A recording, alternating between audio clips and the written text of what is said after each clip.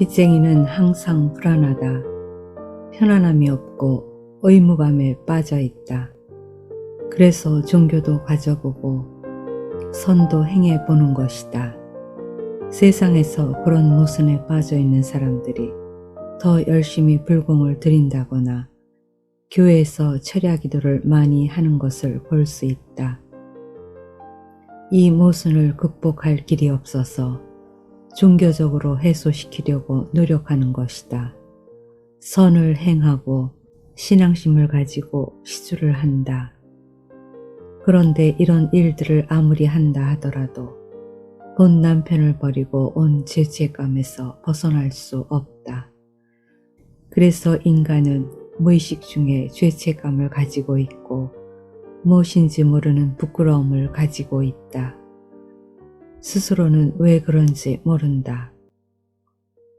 그것은 본 남편에 대한 채무가 있기 때문이다. 그리고 우리가 새로운 남편에게로 돌아오면 우리는 두 번째 남편에 대해서 또 배신자가 된다.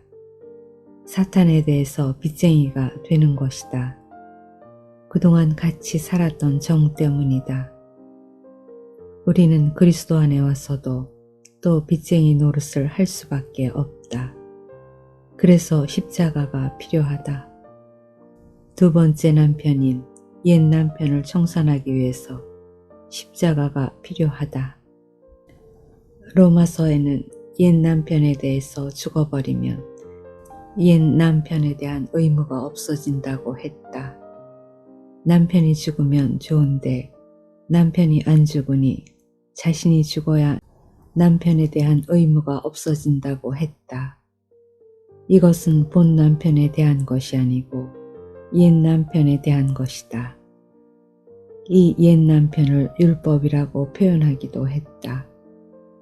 이것은 내가 율법에 대한 의무를 지고 있다는 뜻이다. 우리는 여기서 이중적으로 십자가가 필요하다는 것을 알게 된다.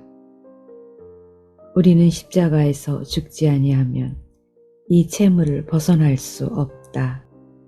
그런데 보아스를 만난 룻은 이 이중적인 채무를 완전히 청산했다. 어떻게 청산했는가? 말로는 남자였으므로 자기 기업이 있다. 그런데 아들을 낳지 못했으므로 그것을 잃어버렸다. 기업지를 잃어버린 그 남편을 위해서 룻은 보아스와 결혼하였다.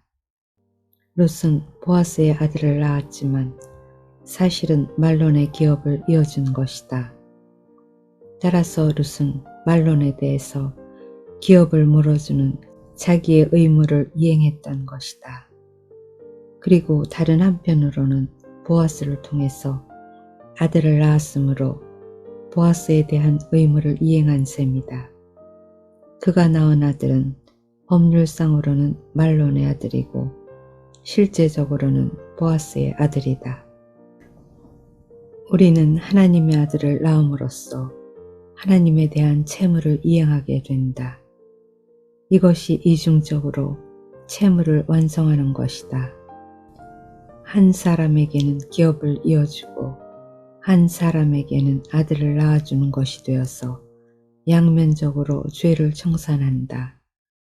남편을 잘 만나 두 가지 원천적인 문제가 해결되었다. 그래서 완전하게 옷을 벗었고 짐을 벗었다. 자유인이 되었다. 결혼이 얼마나 신비한가. 룻이 결혼한 뒤 지난 시간을 회고해 봤다면 얼마나 신기했겠는가.